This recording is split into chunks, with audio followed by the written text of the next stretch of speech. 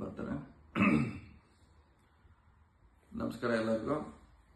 ಇವತ್ತು ಬೆಂಗಳೂರಿನಲ್ಲಿ ಬೆಳಗ್ಗೆ ಒಂದು ಪತ್ರಿಕಾಗೋಷ್ಠಿ ಉದ್ದೇಶಿ ಮಾತಾಡಿದ ಸಂದರ್ಭದಲ್ಲಿ ಕೆಲವು ವಿಚಾರಗಳು ಸತ್ಯಕ್ಕೆ ದೂರವಾಗಿದೆ.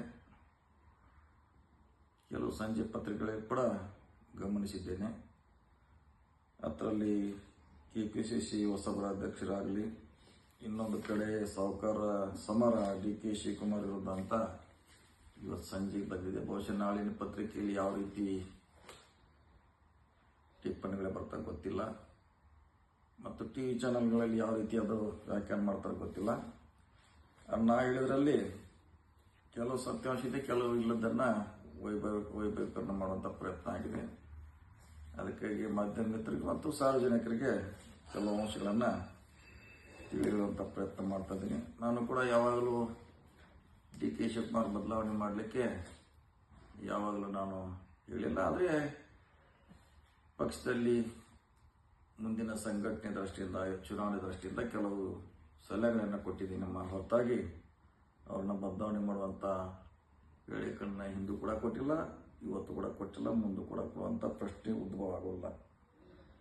ಆದರೆ ಇವತ್ತಿನ ವೇಗದ ಸ್ಥಿತಿಯಲ್ಲಿ ನಾನು ಹೇಳೋದನ್ನು ಜನ ತಪ್ಪಾಗಿ ಅರ್ಥೈಸ ಮಾಡಬಾರ್ದು, ಅದಕ್ಕೆ ಸ್ಪಷ್ಟೀಕರಣ ಕೊಡ್ತಾ ಇದ್ದೇನೆ. ಪ್ರಥಮ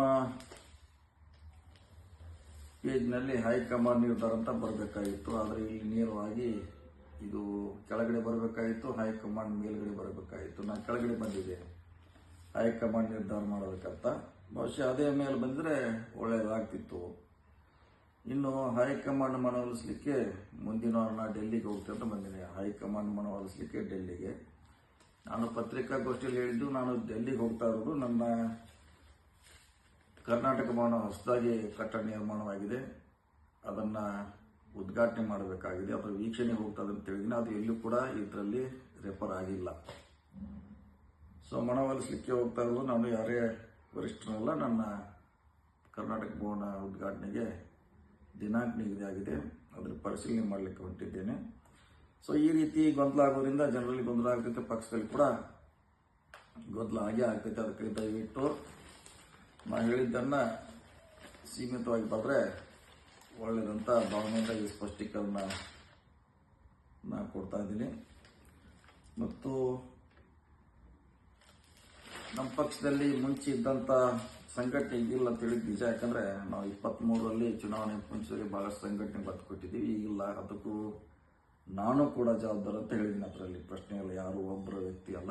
ನಾನು ಇನ್ನಿತರ ಸಚಿವರು ಇರ್ಬೋದು, ಬೇರೆ ಬೇರೆ ಮುಖಂಡರು ಕೂಡ ಇರ್ಬೋದು, ಅದನ್ನು ನಾನು ಹಿಡ್ಕೊಂಡು ನಾ ಹೇಳಿದ್ದೀನಿ. ಅದಕ್ಕಾಗಿ ಅದು ನಾ ಹೇಳಿದ್ದು ಒಂದಾಗ್ತೈತಿ ಅಂತ ಅಲ್ಲಿ ಬರೋದು ಒಂದಾಗಬಾರ್ದು ಅಂತ ಸ್ಪಷ್ಟೀಕರಣ ಕೊಡ್ತಾ ಇದ್ದೀನಿ. ಅದಕ್ಕಾಗಿ ನಾನು ಯಾವ ಸಂದರ್ಭದಲ್ಲಿ ಅದು ಬದಲಾವಣೆ ಮಾಡಲಿಕ್ಕೆ ನಾ ಹೇಳಿಲ್ಲ. ಅದು ವರಿಷ್ಠರ ವಿಚಾರ ಪದೇ ಪದೇ ಹೇಳಿದ್ವಿ ನಾವು. ಹೈಕಮಾಂಡ್ ನಿರ್ಧಾರ ಅಂತ ಹೇಳಿದ್ರು ಕೂಡ ಹೈಕಮಾಂಡ್ ನಿರ್ಧಾರ ಕೆಳಗೆ ಹೋಗ್ತೈತೆ, ಬೇರೆ ವಿಚಾರ ಮೇಲೆ ಬರೋದ್ರಿಂದ ಗೊಂದಲ ಆಗುವ ಕಾರಣಕ್ಕಾಗಿ ಮತ್ತು ಪಕ್ಷದ ಹಿತದೃಷ್ಟಿಯಿಂದ ಈ ಪ್ರಕಟಣೆಯನ್ನು ಮಾಧ್ಯಮದ ಮಿತ್ರರಿಗೆ ಮತ್ತು ಸಾರ್ವಜನಿಕವಾಗಿ ಹೇಳಲಿಕ್ಕೆ ಇಚ್ಛೆ ಮಾಡ್ತಿದ್ದೀನಿ. ಅದಕ್ಕಾಗಿ ಪಕ್ಷದಲ್ಲಿ ಕೆಲವು ಭಿನ್ನಾಭಿಪ್ರಾಯ ಇದ್ದೇ ಇರ್ತದೆ, ಆದರೆ ಅದು ನಿರಂತರವಾಗಿರೋಲ್ಲ, ಬದಲಾವಣೆ ಆಗ್ತಾನೆ ಇರ್ತೈತಿ. ದಯವಿಟ್ಟು ನಾವು ಹೇಳಿದ್ದನ್ನು ಸೀಮಿತವಾಗಿ ಬರೆದ್ರೆ ಒಳ್ಳೆಯದನ್ನು ಮಾತನ್ನು ಎಲ್ಲ ಮಿತ್ರರಿಗೆ ಮತ್ತು ಸಾರ್ವಜನಿಕರಿಗೆ ಮತ್ತು ನಮ್ಮ ಪಕ್ಷದ ಕಾರ್ಯಕರ್ತರಿಗೆ ಗೊಂದಲ ಇರಬಾರ್ದು ಅನ್ನೋ ಕಾರಣಕ್ಕಾಗಿ ಹೇಳಿಕೆಯನ್ನು ನಾನು ನೀಡ್ತಾ ಇದ್ದೀನಿ. ನಮಸ್ಕಾರ.